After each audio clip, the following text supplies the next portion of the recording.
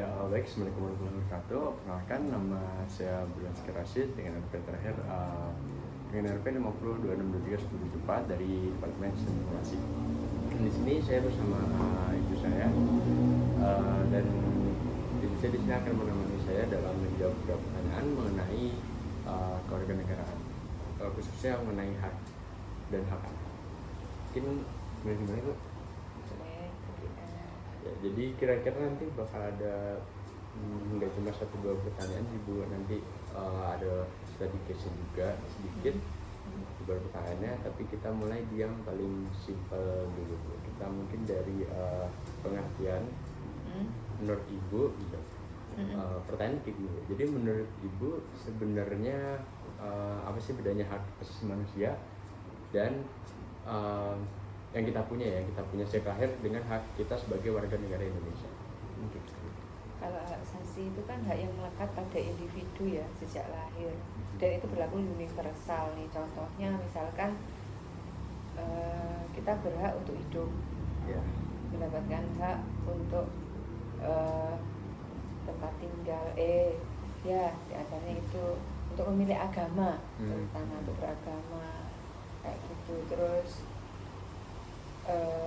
kalau hak untuk warga negara itu mungkin kalau menurut ibu nih ya, itu ada sebagian dari hak asasi tadi ya, diantaranya hak kita bisa mendapatkan KTP atau SIM, walaupun kita kalau untuk SIM kan kita harus ada itunya dulu ya, sesuai dengan kemampuan. Terus habis itu hak kita mendapatkan pendidikan layak, kalau bisa sih pendidikan gratis ya. Karena kan tugas negara itu salah satunya adalah mencerdaskan kehidupan bangsa tuh. Jadi otomatis kan harus diimbangi dengan apa? Salah satu upayanya adalah dengan mengadakan pendidikan gratis, karena nggak semua masyarakat itu kan mampu ya, ya levelnya sama gitu. Di antaranya begitulah, garis besarnya begitu. Oke, mungkin tadi berarti yang untuk warga negara artinya itu kita punya hak lah, kita punya apa namanya, bahwa kita benar-benar punya identitas di negara tersebut gitu. Iya, jadi kita pun berpendapat pun juga boleh kan dalam negara itu. Sebenarnya diatur sih dalam undang-undang dasar juga kan diatur tuh, kayak gitu. Ini lanjut ke pertanyaan selanjutnya Bu. Sini ada nih pertanyaan, kenapa kita tidak boleh hanya menuntut hak tanpa menjalankan kewajiban? Apa dampaknya kalau salah satunya lebih dominan? Ya kalau setahu ibu itu hak dan kewajiban itu saling menyertai ya. Jadi ketika kita melaksanakan kewajiban kita, otomatis kita akan mendapatkan hak kita. Contoh yang umum ini misalkan kewajiban kita bekerja. Kewajiban kita apa? Ya mengerjakan pekerjaan kita sesuai dengan aturan ya.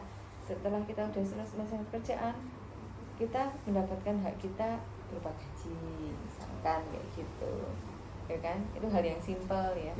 Nah, ketika itu tidak seimbang, contohnya nih, kita sudah bekerja, ternyata hak kita tidak diberikan, pasti akan menimbulkan pertama kekecewaan, ya kan?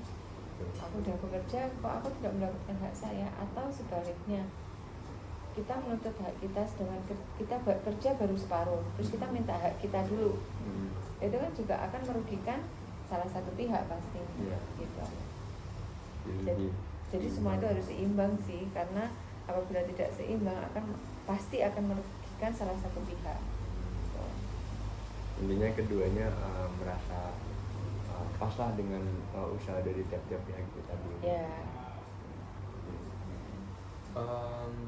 Ada lagi nih Bu, jadi mungkin sekarang lebih ke hak anaknya Bu. Jadi apakah ini menurut Ibu itu setuju atau nggak sih kalau misalnya anak itu punya hak untuk istilahnya kayak nggak setuju nih atau sedikit dalam tanda kutip membantah dari apa yang dikatakan orang tua mengenai kewajiban ke ayah atau ibu gitu. Dan kira-kira kalau haknya anak itu nggak dipenuhi, kira-kira hal tersebut apakah boleh diungkapkan anak tersebut atau gimana tuh? Kalau menurut ibu sih, karena ibu itu bukan tipe yang apa ya, otoriter ya, jadi anak harus mengikuti begini enggak. Karena ibu sendiri orangnya kan istilahnya ya udah bukan bebas sih, tapi kita itu ada hak untuk menyampaikan. Makanya kalau ibu sebagai orang tua, ibu memberikan hak pada anak itu untuk menyampaikan, kalaupun bukan membantah nih ya, bukan lebih membantah, tapi menyampaikan opininya itu oke-oke aja, boleh-boleh aja. Misalkan dalam pemilihan sekolah nih ya, atau jurusan dalam kuliah nih misalkan, ibu nggak akan cuman bisa mengarahkan, oh kamu unggulnya di sini nih, kalau bisa kamu ambil ini. Tapi kalau anaknya sendiri menjalaninya pengennya hal yang lain, ya ibu menyerahkan ke anaknya, karena kan yang menjalankan kan anaknya, ya kan.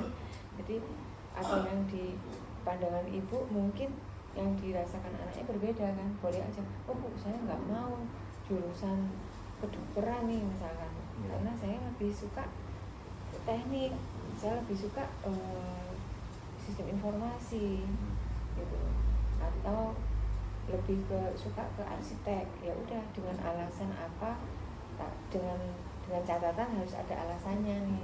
Argumennya gitu ya. Jadi bukan hanya aku pengen itu, kenapa, karena aku ya pengen aja. Nah kayak gitu orang tua nggak bisa nerima, harus ada alasannya gitu. Kenapa kok ibu begitu? Karena untuk biar anak itu belajar juga menyampaikan pendapat, dan mengajarkan juga anak untuk menyampaikan pendapat itu dengan sopan. Dan kalau kita misalkan orang tua udah menentang duluan, anak pasti menyampaikannya kan dengan keras juga. Nah di situ malah nggak diskusi, malah berdebat yang saling gontok-gontokan lah kasarnya, kan jadinya kan nggak bagus kan gitu. Jadi orang tua harus tetap mendengarkan pendapat anak, tapi orang tua juga berkewajiban untuk mengarahkan. Ada lagi nih Bu, sebenarnya mungkin bisa balik ke masa ibu dulu. Jadi bisa nggak sih ibu cerita sedikit gitu mengenai gimana mungkin cara orang tua ibu itu mengajarkan tentang kewajiban ke ibu sendiri atau saudara-saudara ibu juga gitu. Nah, karena masa kecil itu kan lebih banyak tinggal dengan nenek nih ceritanya kan. Jadi kalau ya nasihat pasti ada nih, nanti tidak boleh A, tidak boleh B, wajar lah ya kayak gitu. Tapi kalau ibu sih lebih ke contoh ya, lebih melihat pada contoh, oh ternyata kayak gini nggak boleh, ternyata itu nggak boleh. Lebih ke contoh aja sih kalau ibu, nggak pernah. Jadi orang tua ibu mungkin kalau misalkan ibu melakukan A terus dilarang, oh berarti ini nggak boleh gitu. Karena apa ya itu tadi lah Mas, ibu tuh lebih apa ya, melihat lingkungan aja. Misalkan kita kalau kita sholat di masjid nih gitu, tak boleh rame ya, tak boleh ini ya. Ya jadi mungkin ke next question ya Bu. Jadi sebenarnya kalau menurut ibu, ini kita mungkin masuk ke mengenai hak anak ya. Jadi menurut ibu gimana sih hak anak untuk sekiranya bisa dalam tanda kutip membantah atau memberikan saran kepada orang tua jika merasa haknya kurang terpenuhi lah misalnya. Dan kira-kira dalam hal seperti itu di mana menurut ibu batas kesopanannya dari siapa? Ya, batas kesopanannya dalam hal penyampaian aja sih kalau ibu mah ya. Maksudnya ya menyampaikannya dengan baik-baik, tidak menimbulkan konfrontasi misalkan. Bu, nggak mau aku, kalau boleh gitu kan berbeda orang tua. Boleh nggak kalau misalkan aku memilih A gitu, itu istilahnya dalam kesempatan dalam penyampaian aja kalau kata ibu. Kalau dan menurut ibu wajar-wajar aja anak mempunyai pendapat lain dari orang tua. Misalkan orang tua pengen, udah deh kamu jadi dokter aja nih, di UI aja ambil kedokteran misalkan. Terus anaknya, Bu, kalau boleh aku pengen ngambilnya di sistem informasi ITS aja, ya udah kan yang menjalani anaknya. Iya. Kata dia. Yang penting apa, dia harus bertanggung jawab atas pilihannya, itu aja. Dan dalam ketika sekolah tadi yang penting menyampaikannya secara diskusi santai Ya, gitu ya. tidak dengan marah-marah, tidak dengan emosi ya. Sampaikan aja, kayaknya aku enggak deh Bu, aku lebih senang ke ini, itu kan lebih enak didengar ya kan. Mungkin lanjut next question dulu. Jadi mungkin boleh cerita dulu mungkin dari orang tua ibu itu kira-kira gimana sih cara mengajarkan kewajiban ke ibu atau ke saudara-saudara ibu juga, apakah bisa dibilang lebih keras dibandingkan ibu menyampaikannya ke aku dan adik juga atau gimana?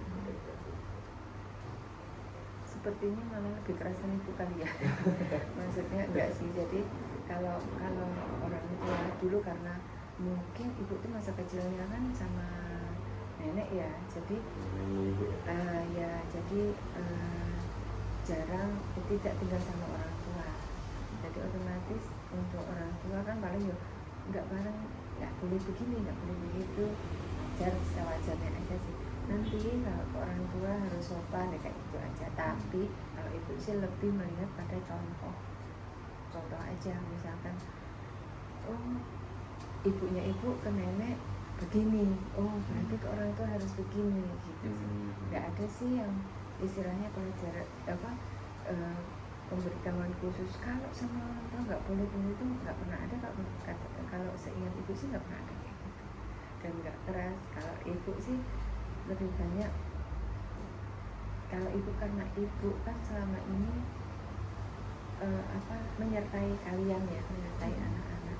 Jadi misalkan kita bawa kemana gitu, Mas, waktu kecil nih ya, Mas, ini di rumah orang ya, nggak boleh pegang-pegang sembarangan, nggak boleh ini, gitu-gitu aja, nggak boleh lari-larian, lebih kayak gitu aja sih.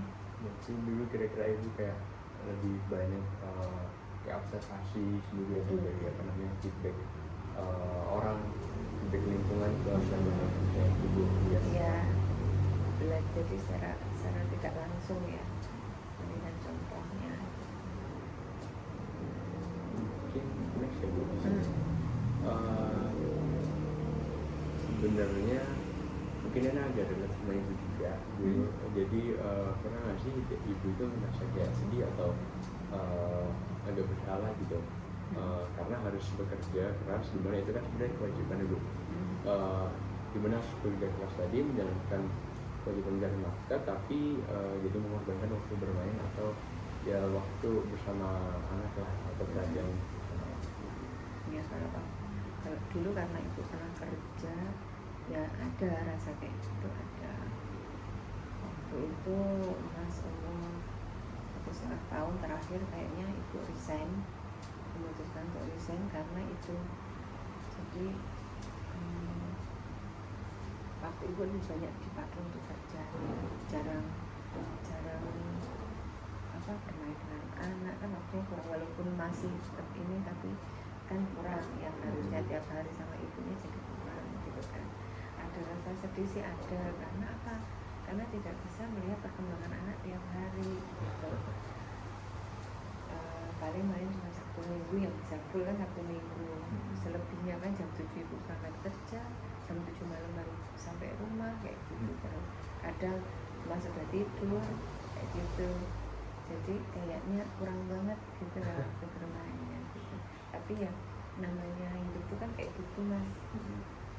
Ada kalanya kita itu, karena itu awal-awal ya, ada kalanya kita memang harus berjuang dulu kan gitu, kerja ini, tapi ada titik dimana wah ternyata hak anakku jadi gak terpenuhi, dia padahal perlu orang tua, perlu ini gitu kan. Dan kewajiban orang tua adalah mengisi kasih sayang ke anaknya gitu. Itu kewajiban orang tua, mengisi kasih sayang untuk anaknya. Jadi berusaha untuk lebih mengimbangi itu akhirnya.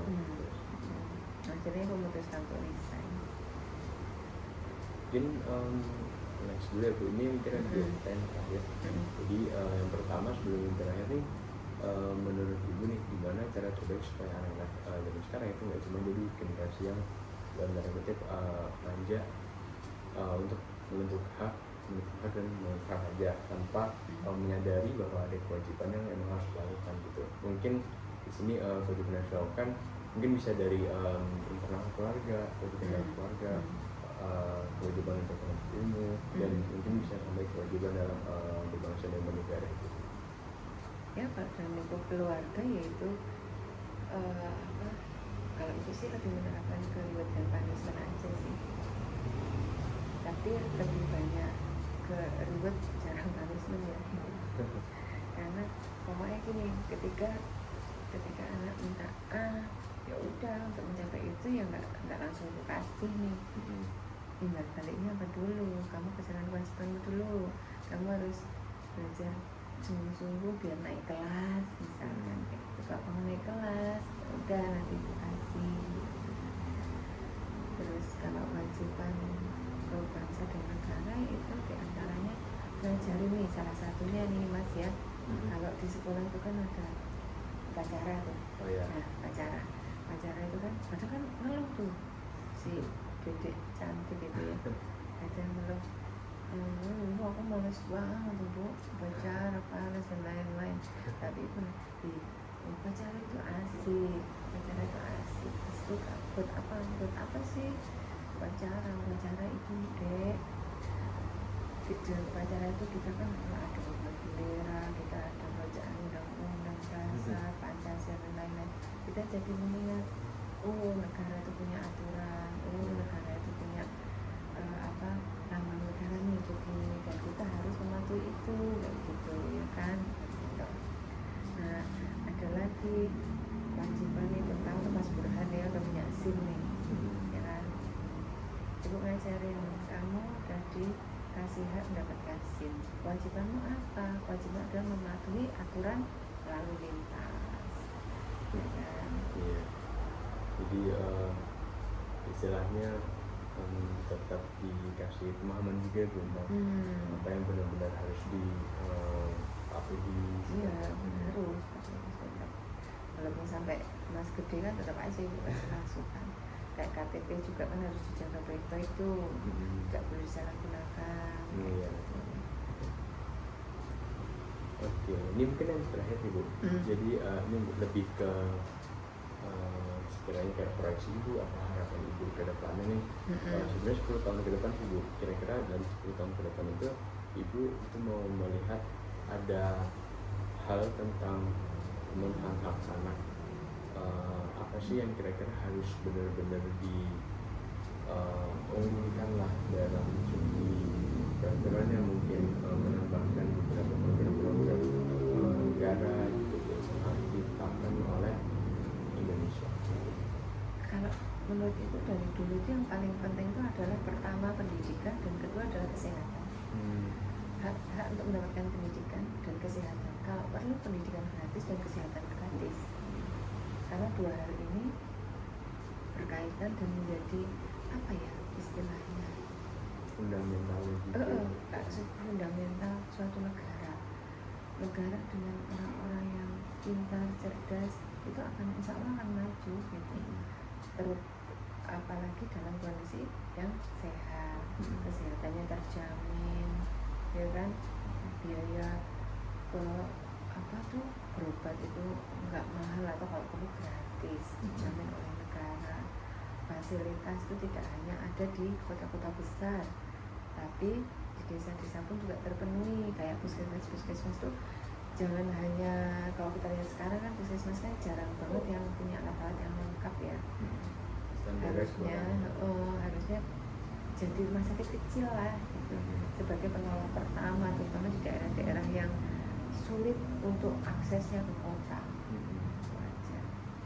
Dari segi kapabilitas juga bisa disesuaikan lah ya, dari kebutuhan masing-masing wilayah. Mungkin itu terakhir juga sebelumnya itu mau ada tambahan jurus tuh. Ya itu tadilah penuhilah kewajiban dulu sebelum kita menuntut hak kita. Yang kedua, ketika kita sudah mendapatkan hak kita, hak terhadap hak asasi, kita dikasih hidup, kita dikasih kebebasan untuk memeluk agama, kita dikasih kebebasan untuk menghirup udara bebas, sebebas-bebasnya, segar sebebas-bebasnya ya. Kita harus ingat siapa sih yang menciptakan kita, yaitu kita harus menjalani kewajiban kita bersyukur kepada Allah. Terus yang ketiga,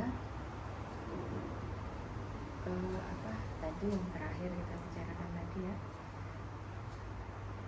fundamental yang perlu yang perlu untuk 10 tahun ke depan, yang paling fundamental, hal yang paling fundamental itu adalah hak untuk mendapatkan pendidikan gratis dan juga kesehatan gratis. Jadi mungkin itu pembahasan dari kita di video kali ini ya. Dan intinya adalah jadi kita tuh bisa sadar lah itu apa namanya tentang hak dan kewajiban kita sendiri, dan misalnya kita mau menuntut kewajiban yang kita ya kita bisa memberikan hak banyak ke orang lain juga, dan itu begitu sebaliknya itu, dan harus imbang satu sama lain. Dan untuk dari hak anak juga ditetapkan seperti itu, dan orang tua bisa memberikan provide hal yang bagus juga, dan anak juga bisa menyesuaikan dengan apa yang diarahkan oleh orang tua gitu. Dan betul lagi tadi kewajiban itu bukan cuma ke satu orang dan ke orang lain, namun juga ke keagamaan juga ya, ada satu kewajibannya negara juga agama negara gitu. Mungkin sekian diskusi kita kali ini. Jadi ada beberapa pertanyaan yang sudah kita sampaikan Ibu, dan terima kasih banyak atas semua insight-nya Bu, dan masukan-masukan dan sarannya, dan mungkin sedikit cerita pengalamannya Ibu, dan semoga bisa memberikan dampak baik juga kita selanjutnya, dan bisa kita manfaatkan saran-saran dari Ibu untuk kehidupan kita sehari-hari nanti. Mungkin sekian dari kami. Assalamualaikum warahmatullahi wabarakatuh. Waalaikumsalam warahmatullahi wabarakatuh.